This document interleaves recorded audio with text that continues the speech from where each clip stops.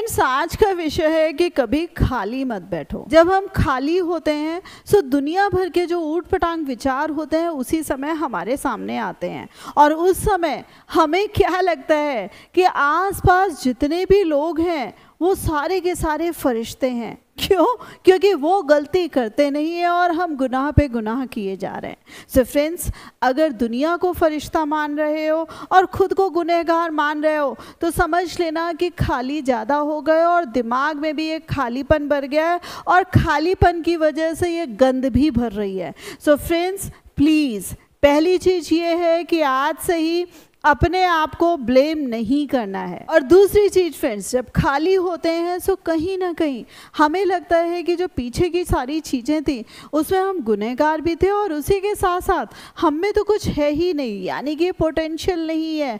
So friends, उस समय हम अपने आप को और ज़्यादा कोसते हैं। सो फ्रेंड्स, हमेशा अपनी लाइफ को एक मुकाम दीजिए, अपने आप को कोई एक काम दीजिए और सोचिए आगे से आगे कि अब क्या करना है। जैसे मैं हमेशा कहती हूँ कि हमारे पास प्लान ए भी होना चाहिए, प्लान बी भी होना चाहिए और प्लान सी भी होना चाहिए। यानी कि प्लान ए जिसको हम बहुत शिद्दत से चाहते हैं, प्लान सी वो चीज़ होती है कि अगर खुदा ना खासा हमारे इस प्लान में कोई दिक्कत आ गई, so this plan C will support मी।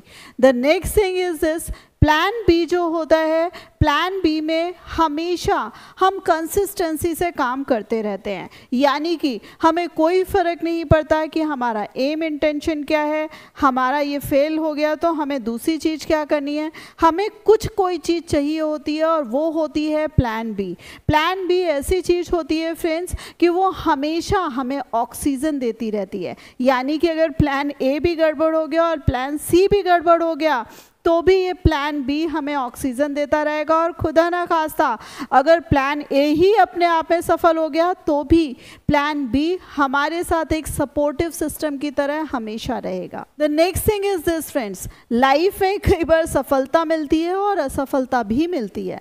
सफलता मिलती है तो कुछ दिन हम पैर पसार के आराम से आराम करने लगते हैं और सोचने लगते हैं कि भाई वाह क्या खूब है। इसी तरीके से फ्रेंड्स की कई बार जब हम असफल होते हैं तो भी हम खाली समय में अपने आप को कोस रहे होते हैं। सो फ्रेंड्स, खाली समय नहीं होना चाहिए और क्या करना है कि हर समय आपको निरंतर अथक प्रयास करने हैं, यानी कि मेंटेन द कंसिस्टेंसी। और यहाँ पर ये जो प्लान ए बी सी है कि भाई जो हुआ सो हुआ, वॉट एवर, यानी कि बाईगॉन्स आर ऑलवेज बाईगॉन्स। अब मुझे आगे पे किन किन चीज़ों का ध्यान रखना और किस तरीके से अपनी गति को और रफ्तार देनी है। जब आप खाली नहीं है ना, तो आप देखिएगा कि आपको किसी की भी कोई भी बात चुभनी बंद हो जाएगी।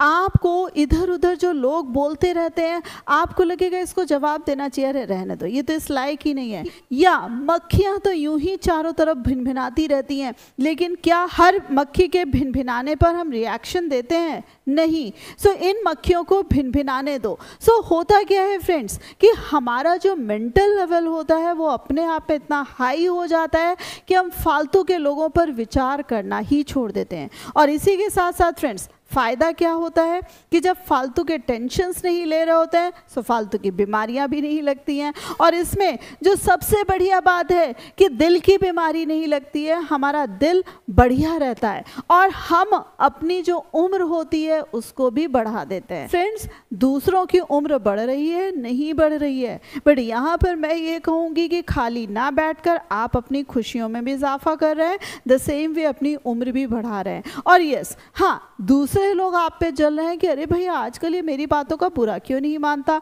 आजकल मेरी बातों पर रिएक्शन क्यों नहीं देता, या आजकल ये कर क्या रहा है। सो फ्रेंड्स, दूसरों को काम दे दीजिए कि वो आपके बारे में जानने की कोशिश करें, आपके बारे में और एनालाइज करने की कोशिश करें, लेकिन आपके पास तब भी समय नहीं होना चाहिए कि ये फालतू की कौन सी बात जानना चाह रहे हैं या ये फालतू की कौन सी इन्वेस्टिगेशन कर रहे हैं। सो फ्रेंड्स, एक बार आपको अपने आप को मुकाम देना आ गया, अपने आप को कुछ समझना जानना आ गया, सो फ्रेंड्स देख लीजिएगा तो यही लोग आपकी मिसालें देंगे। सो फ्रेंड्स, इस छोटे से वीडियो के माध्यम से मैंने बहुत सारी चीज़ें आपको बताने की कोशिश करी, बट कौन सा पॉइंट सबसे ज़्यादा अच्छा लगा मुझे कमेंट करके ज़रूर बताइए।